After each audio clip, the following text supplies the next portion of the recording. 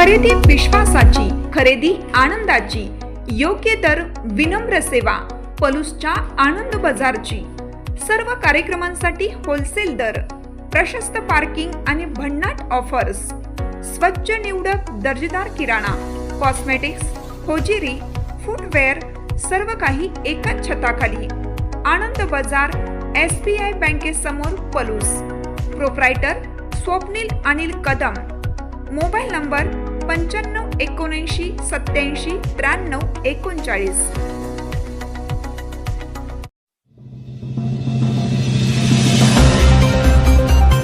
लाडक्या बहिणींच्या बळावरच सत्ता मिळाली। वाळव्यात उपमुख्यमंत्री एकनाथ शिंदेंचा आत्मविश्वासपूर्ण वक्तव्य।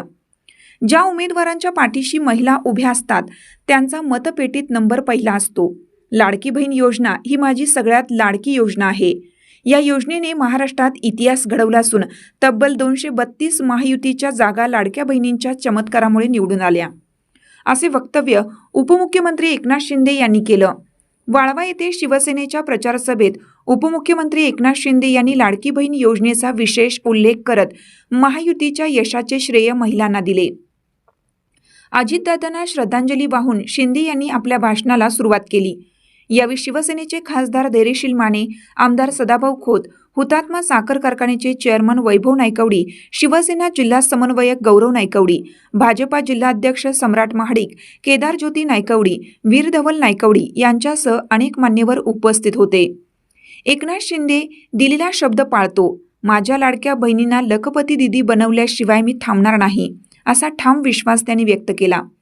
वाळवा तालुक्यात देशभक्ती नसानसात भरलेली असून हिंदुत्वाचा शब्द देणारी शिवसेना वाळव्यात विकासाचा शब्द देण्यासाठी आली आहे, असंही त्यांनी सांगितलं।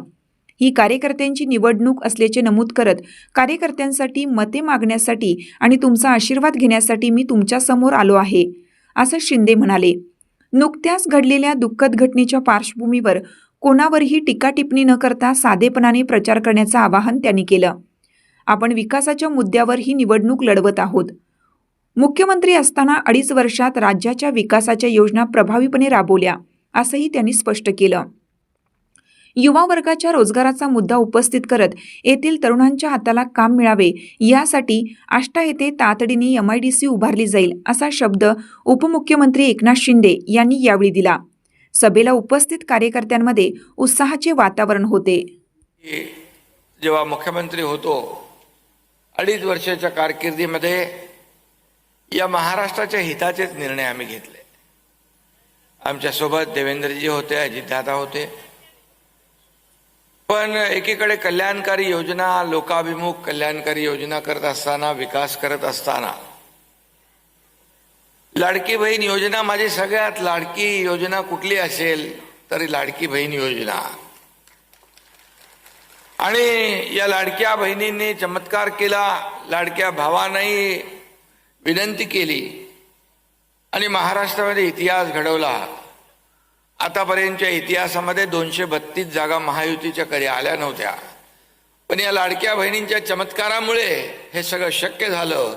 आणि म्हणून मी जिथे जातो त्या लाडक्या बहिणी मोठ्या आतुरतेने आशीर्वाद द्यायला उभ्या असतात। लाडके भाऊही, लाडके ज्येष्ठही सगळे असतात। आणि मी नेहमी सांगतो, ज्या उमेदवारांच्या पाठीशी महिला त्याचा मतपेटीत नंबर पहिला। हे गणित आहे, हे समीकरण मी उगाच बोलत नाहीये। हे विधानसभेत देखील पाहिलं, विधानसभेच्या निवडणुकीत पाहिलं, नगर परिषदेत पाहिलं, महापालिकात देखील पाहिलं।